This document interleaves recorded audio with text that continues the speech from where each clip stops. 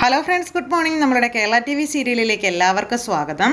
അങ്ങനെ കാറിൽ പോകുന്ന സമയത്ത് നമ്മുടെ രഞ്ജുവിനെ ഇടം കണ്ണിട്ടിങ്ങനെ നോക്കിക്കൊണ്ടിരിക്കുക ഗീതു. അത് രഞ്ജു കാണുകയും ചെയ്തു. അത് കണ്ടു കഴിഞ്ഞപ്പോൾ, നീ എന്നെ ഇടയ്ക്കിടയ്ക്ക് നോക്കുന്നുണ്ടെന്ന് എനിക്കറിയാം, നോട്ട ഇച്ചിരി കൂടുന്നുണ്ട്, രാവിലെ തൊട്ട് നീയല്ലേ ഗോളടിക്കുന്നത്, ഇനിയിപ്പം ഞാനൊരിച്ചിരി ഗോളടിക്കാം എന്നും പറഞ്ഞതേ നമ്മുടെ രഞ്ജു അങ്ങ് പണി തുടങ്ങി. അതും ഓക്കാനിക്കാൻ വരുന്നത് പോലെ. അപ്പോൾ അങ്ങനെ ഓക്കാനിക്കാൻ വന്നപ്പോഴേക്കും ഛർദ്ദിക്കാൻ വരുന്നുണ്ടോ, നമുക്ക് ഹോസ്പിറ്റലിൽ പോകാം എന്നൊക്കെ ഗോവിന്ദൻ പറഞ്ഞു. അതിൻ്റെ ഒന്നും ആവശ്യമില്ല, ഞാനിങ്ങനെ ബാക്ക് സീറ്റിൽ ഇരുന്നിട്ടാണെന്നുള്ള കാര്യം പറഞ്ഞു. വയറ്റി പിടിക്കാത്ത എന്തോ പ്രശ്നമാണെന്നൊക്കെ പറഞ്ഞു.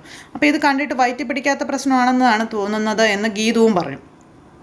ബാക്കിൽ ഇരുന്നിട്ടാണെന്ന് രഞ്ജു പറഞ്ഞപ്പോഴേക്കും നമ്മുടെ ഗീതു ടാബ്ലറ്റ് എടുത്തു കൊടുത്തു. വേഗം ടാബ്ലറ്റ് ഒന്നും കഴിക്കണ്ട എന്നും പറഞ്ഞു ഗോവിന്ദൻ്റെ വകയൊരിത്. എന്നിട്ട് ഞാൻ വണ്ടി ഒരു സൈഡിലേക്ക് ഒതുക്കിയിടാം, ഫ്രണ്ട് സീറ്റിൽ ഇരുന്നോട്ടെ എന്നും പറഞ്ഞാൽ നമ്മുടെ ഗോവിന്ദൻ ഇങ്ങനെ പറയുമ്പം, ശരിയാ വയ്യാത്തത് കൊണ്ടല്ലേ, അതുകൊണ്ട് രഞ്ജു ഫ്രണ്ടിലിരുന്നോട്ടെ എന്ന് നമ്മുടെ ഗീതുവും പറഞ്ഞു. അപ്പോൾ അത് ശരിയാവില്ല, ഭർത്താവിനൊപ്പം ഭാര്യയല്ലേ ഇരിക്കേണ്ടത് എന്ന് പറയുവാണ് രഞ്ജു. അല്ല, ഭാര്യയുടെ പെർമിഷനോടുകൂടി ഫ്രണ്ടിനും ഇരിക്കാം എന്ന് ഗീതു.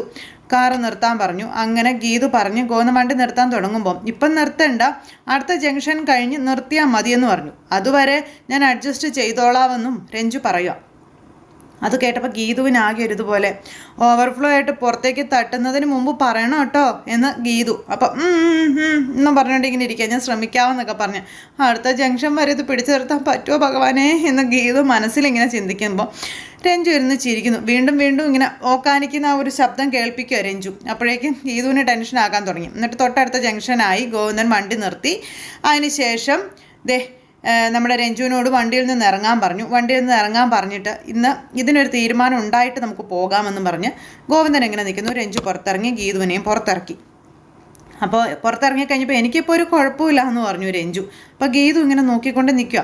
നിങ്ങൾ വെറുതെ ടെൻഷൻ അടിക്കേണ്ട, ഞാൻ ഇതുവരെയേ ഉള്ളൂ, അതാ ജംഗ്ഷൻ കഴിഞ്ഞ് നിർത്തിയാൽ മതിയെന്ന് പറഞ്ഞതെന്ന് രഞ്ജു പറയാം.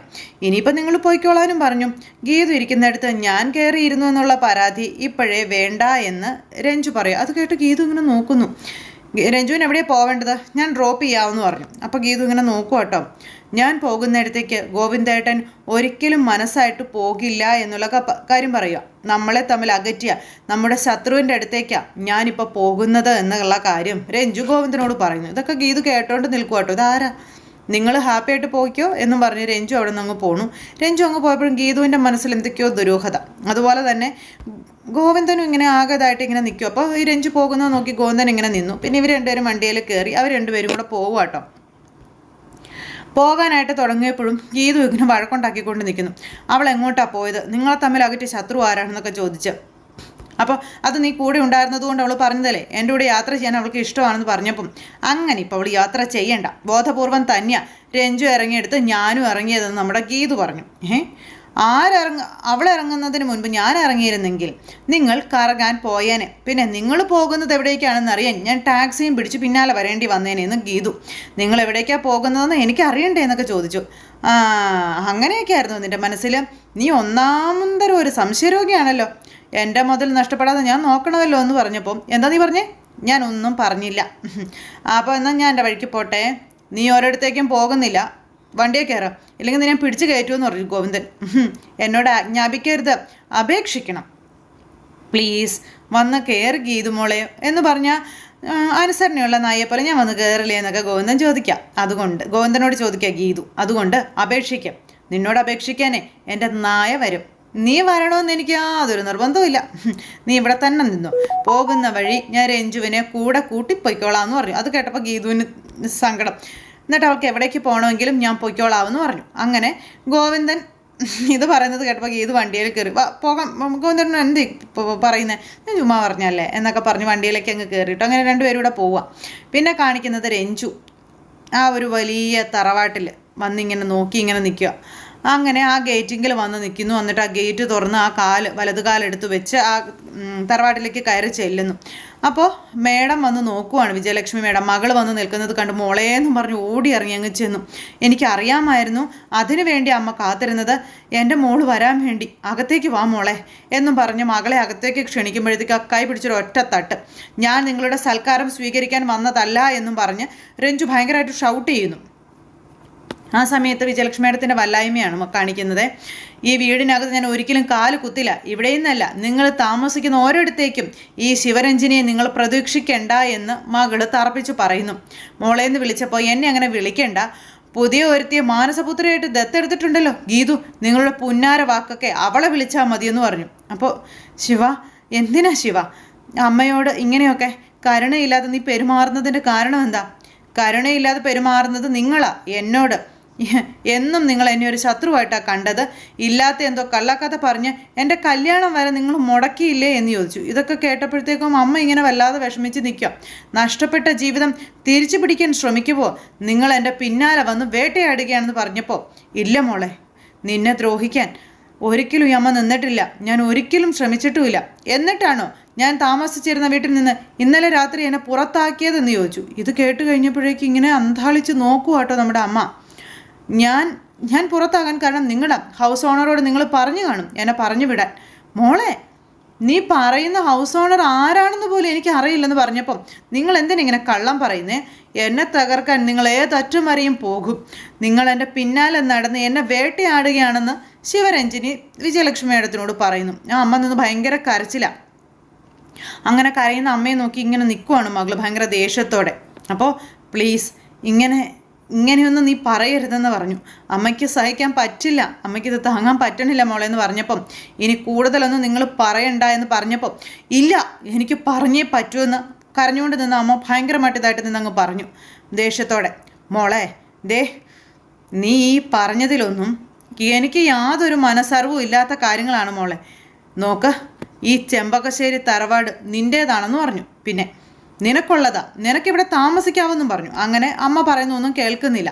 എനിക്ക് നിങ്ങളുടെ ഔദാര്യം വേണ്ട, കാരണം ചെമ്പകശ്ശേരിയേക്കാൾ എനിക്ക് അവകാശപ്പെട്ട മറ്റൊരിടത്താ ഞാനിപ്പോൾ താമസിക്കുന്നതെന്നുള്ള കാര്യം പറഞ്ഞു. അങ്ങനെ അറക്കൽ തറവാടിൻ്റെ കാര്യം പറഞ്ഞപ്പോൾ അമ്മ ഞെട്ടി. അങ്ങനെ മൊത്തത്തിൽ പ്രശ്നത്തോട് പ്രശ്നമാകുമെന്നുള്ള കാര്യം വിജയലക്ഷ്മി മേഡത്തിന് മനസ്സിലായി.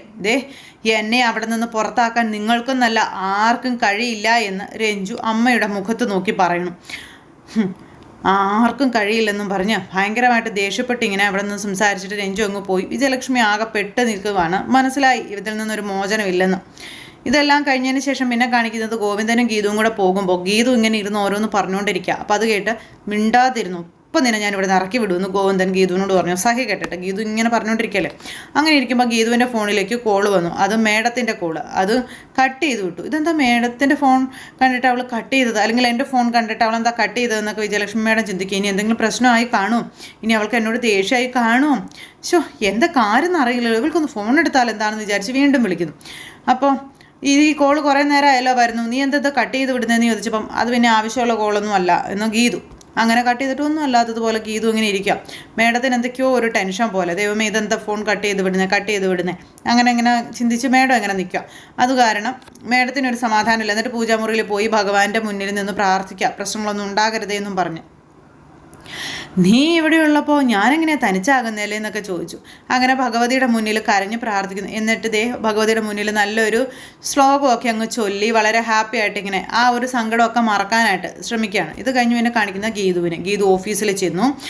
കഴിഞ്ഞ് ഓരോ കാര്യങ്ങൾ ആലോചിച്ചുകൊണ്ട് അങ്ങനെ ഇരിക്കുക. അങ്ങനെ വണ്ടിയിൽ വെച്ച് മേഡം തെരുതരാന്ന് വിളിച്ച കാര്യങ്ങൾ ആലോചിക്കുന്നു. അപ്പോൾ മേഡത്തിനെ ഫോൺ എടുത്ത് വിളിക്കാൻ തുടങ്ങിയപ്പോഴേക്കും അവർണികയും കിച്ചുവും കൂടി അങ്ങോട്ടേക്ക് വന്നു. ഇന്നലെ ഞങ്ങൾ വിഷ്വൽസ് ഗീതാഞ്ജലിക്ക് അയച്ചിരുന്നു, അത് ശത്രുക്കൾക്കെതിരെ ഗീതാഞ്ജലിക്ക് ഉപയോഗിക്കാവുന്ന തെളിവുകളാണെന്നൊക്കെ പറഞ്ഞു അവർണിക. ഞാൻ കുറച്ച് തിരക്കിലായിപ്പോയി, അതുകൊണ്ട് ഒന്ന് നോക്കാൻ പറ്റിയില്ല എന്ന് ഗീതു അന്നേരം പറഞ്ഞു. മേഡം അതൊന്ന് നോക്കണം, താമസിപ്പിക്കുന്നത് അപകടമാണ് എന്നൊക്കെ കിച്ചു ഇങ്ങനെ പറഞ്ഞപ്പം അതിന് കിഷോറിനെന്താ എത്ര ഉത്കണ്ഠ എന്ന് ചോദിക്കുവാണ് ഗീതു കണ്ടപ്പോൾ. മേഡം സ്വന്തം കുടുംബത്തിലുള്ളവർ തന്നെയാണ് ഇപ്പോഴത്തെ ശത്രുക്കൾ എന്നുള്ള കാര്യങ്ങളൊക്കെ പറഞ്ഞ് നമ്മുടെ കിച്ചു ഇങ്ങനെ ഇപ്പം സംസാരിക്കുന്നു. മേഡത്തിനെ അപായപ്പെടുത്താൻ പിന്നിൽ നിന്ന് പ്രവർത്തിക്കുന്നത് ഗോവൻ സാറിൻ്റെ ബ്രദർ വരുണാണെന്നുള്ള കാര്യം പറഞ്ഞു. അത് കേട്ടപ്പോഴേക്കും ഇങ്ങനെ നോക്കുവാണ് കിച്ചുവിനെ ദഹിപ്പിച്ച് നമ്മുടെ ഗീതു. ഇപ്പം തന്നെ ആ തെളിവുകൾ കണ്ടതിന് ശേഷം വരുണിനെതിരെ നടപടികൾ സ്വീകരിക്കണം എന്നും പറഞ്ഞുകൊണ്ട് അവർണികയും പറയണം. ഗീതുവിൽ നിന്ന് വിശ്വാസം തട്ടിയെടുക്കാനുള്ള പരിശ്രമങ്ങളാണ് കിച്ചു നടത്തുന്നത്. കിച്ചുവിൻ്റെ മുഖത്തൊരു കള്ളച്ചിരിയൊക്കെ ഉണ്ട്. പക്ഷെ ഗീതു കിച്ചുവിനെ തുറിച്ചിങ്ങനെ നോക്കിയേക്കുക. എന്നുള്ള രീതിയിൽ. അങ്ങനെ നമ്മുടെ ഗീതു അതൊക്കെ എടുത്ത് ഇങ്ങനെ കാണുന്നു. അപ്പോൾ അത് കണ്ടപ്പോഴേക്കും ഗീതുവിന് ഭയങ്കരമായിട്ട് ദേഷ്യം വന്നു. കിച്ചു ആണെങ്കിലോ ഭയങ്കര ഹാപ്പി ആട്ടോ, ഗീതു അതൊക്കെ കണ്ടല്ലോ എന്നുള്ളൊരിതിൽ. അതെല്ലാം കഴിഞ്ഞ് പിന്നെയും കാണിക്കുന്ന വിജയലക്ഷ്മി മേഡത്തിനെയാണ്. ആ ശ്ലോകം കഴിഞ്ഞിട്ട് ഭഗവാന്റെ മുന്നിൽ നിന്ന് ഭയങ്കര കരച്ചിൽ. എനിക്കെൻ്റെ ഗീതുവിനെ കാണണം. ഗീതുവിനോടുള്ള എൻ്റെ സ്നേഹത്തിൻ്റെ സൗവർണിക എൻ്റെ ഉള്ളിലേക്ക് വിഷമങ്ങൾ കെടുത്തിക്കളയും എന്നൊക്കെ പറഞ്ഞ് ഞാൻ വരുക എന്നൊക്കെ പറഞ്ഞ് ഗീതുവിനോടെന്നുള്ള രീതിയിൽ സംസാരിച്ചുകൊണ്ട് അങ്ങനെ മേഡം ഇങ്ങനെ നിൽക്കുന്നു. അപ്പോൾ ഈ തെളിവുകളൊക്കെ കണ്ടു കഴിഞ്ഞപ്പോൾ ഇനിയും എന്തിനാ വെയിറ്റ് ചെയ്യുന്നത്, ഇത് ഗോവിന്ദ് സാറിനെ കാണിക്കാനാണ്. വർണിക പറഞ്ഞു ഗീതുവിനോട് വരുണിനെതിരെ നടപടി എടുപ്പിക്കണം, അയാളെ പോലീസിൽ ഏൽപ്പിക്കണോ വേണ്ടയോ എന്ന് നിങ്ങൾ തീരുമാനിക്കേണ്ട വിഷയമാണ് തുടങ്ങിയ കാര്യങ്ങളൊക്കെ ഇങ്ങനെ പറയുമ്പോൾ ഗീതു എന്തൊക്കെയോ ആലോചിച്ചുകൊണ്ട് അവിടെ ഇങ്ങനെ ഇരിക്കുന്നിടത്ത് ഇന്നത്തെ നമ്മുടെ കഥ അവസാനിച്ചു. അപ്പോൾ എല്ലാവരും കാത്തിരുന്ന് കാണണം, ആരും തന്നെ മിസ് ചെയ്ത് കളയരുത്. എല്ലാവർക്കും നല്ലൊരു ദിവസം ആശംസിക്കുകയാണ്. എല്ലാവരുടെയും സപ്പോർട്ടിനും സ്നേഹത്തിനും ഒരുപാട് നന്ദി അറിയിക്കുന്നു. സൂപ്പർ ഹിറ്റ് കഥയുമായി കാണുന്നത് വരെ എല്ലാവർക്കും നന്ദി. See again, take care, bye by.